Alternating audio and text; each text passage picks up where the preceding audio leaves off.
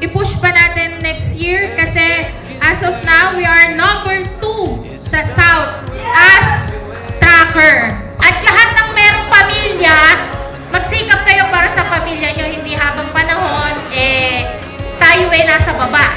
Pag ikot ng gulong, nasa ibabaw tayong lahat. Lahat tayo sama-sama, hindi tayo maghihiwalay.